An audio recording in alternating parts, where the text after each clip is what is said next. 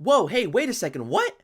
There's a bit of a twist going on in this video. I am not going to be filming in front of my camera this time. I know you guys want to see my beautiful face and all, but reason being is because there's people staying over at my house at the moment, and they require no sound to be made during nighttime. So I have to be super extremely quiet when I'm talking about the most anticipated movie of the year for teenage girls. Now, I'm just kidding. If it's on your most anticipated movie list for 2015, there is nothing wrong with that. However, I'm still gonna be extremely loud. Plus, it gives me a chance to try out something new on my channel, so this should be really fun. Anyway, with all that being said, the Starving Challenge's Mockingjay Part 2 continues the story of Resistance leader Katniss Everdeen, who is still being viewed as the Mockingjay, who is also the face of the whole rebellion against the Capitol. And it being a conclusion to the Hunger Games saga, it is her ultimate goal to kill President Donald Sutherland before he does more evil president things. And plus, it's the last Hunger Games, so she kinda needs to do that. Now for me, the Hunger Games saga, slay me in the comment section if you like. The hype for this franchise sort of died for me in the past 2 years. I really dug Catching Fire, but after that, for some odd particular reason, the franchise just became less interesting to me. Probably because it was more fuel to the fire when we got such film masterpieces such as the Maze Runner saga,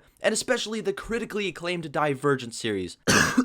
But in reality, they need to stop with these teen post-apocalyptic nonsense while they still can. However, the Hunger Games still being a sort of teen franchise that's actually pretty good, I was still interested to see how it wraps up in this new one. And does it bring a solid conclusion? There are a lot of reasons to yes, and a lot of reasons to no, and I'll explain why. First off, just like the other Hunger Games, the acting is once again solid. Jennifer Lawrence, Josh Hutcherson, I think that's how you say his name, and the dude that's not Chris Hemsworth, and many more give good performances. This is a movie in which the stakes are higher, and it's up to these actors to sell the audience the fact that they could die at any second. The way they displayed fear, anger, and other emotions in bringing their character to life, they do it solidly. And it was very interesting to see that Mockingjay Part 2 focused a lot on Peter Bread and Gale, and it makes sense since Katniss kinda has to choose which man she wants to be with if she ever survives this revolution. You know what, Katniss? That's so cruel. Waiting for one of them to die so you can be with another. I know girls like you. That's fucked up. Also, this movie wasn't afraid to get extremely dark at times. The way they handle certain characters' deaths, no spoilers or anything, I promise, and how President Snow is a really evil guy. If you thought he was already a bad guy to begin with, you should see him in this new Starving Challenges.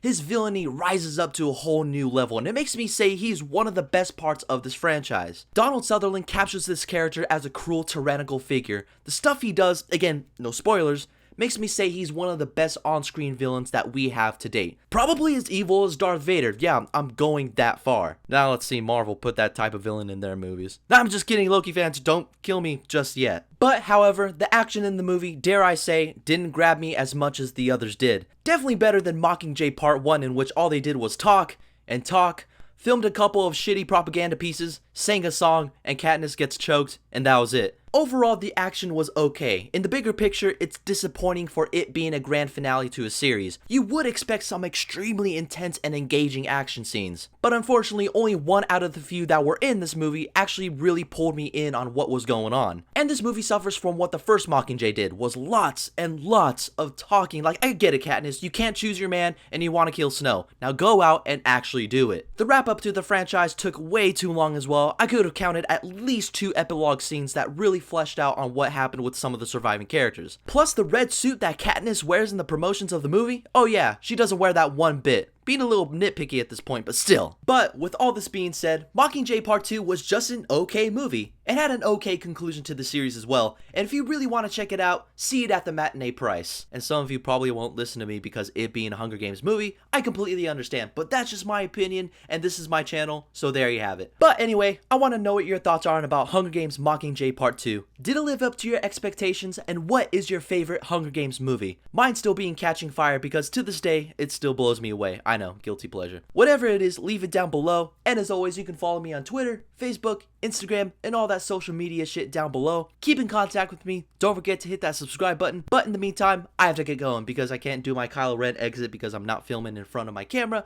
but I'll just give you this instead. What a handsome fellow that guy is. I know. Thanks for watching, guys, and may the Force be with you.